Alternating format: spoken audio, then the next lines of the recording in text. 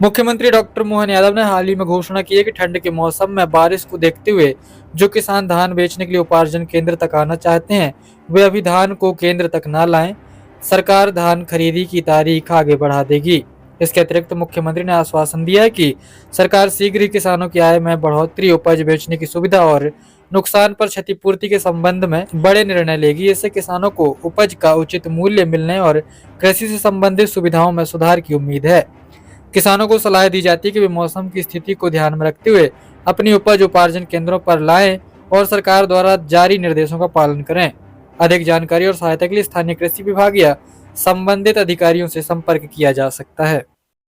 मौसम मध्य प्रदेश में भी देश के साथ साथ बदला है। ऐसे में हमारे किसानों की दृष्टि से जो हमने तो दो निर्णय किए थे। एक निर्णय तो ये कहा कि जो अगर बारिश है तो किसानों बंधुओं से निवेदन है कि वो अपना धान बेचने अभी उपार्जन के लिए न लाए। हम इसको आगे जो खरीद की तारीख है उस तारीख में बढ़ा करके वो एडजस्ट करेंगे कि भाई ये जो दिन बच रहे हैं ये उधर बढ़ा देंगे।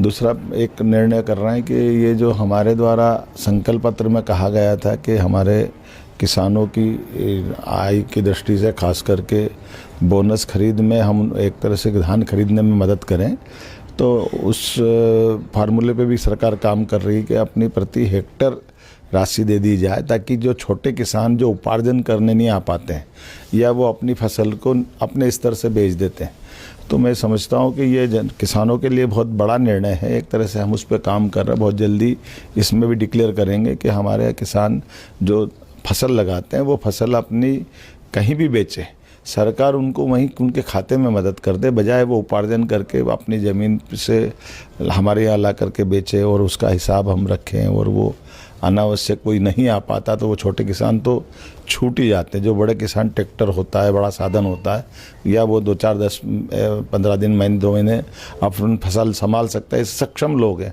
लेकिन थोड़े कमज़ोर किसानों को काफ़ी तकलीफ आती है। इनकी शिकायतें आई थी।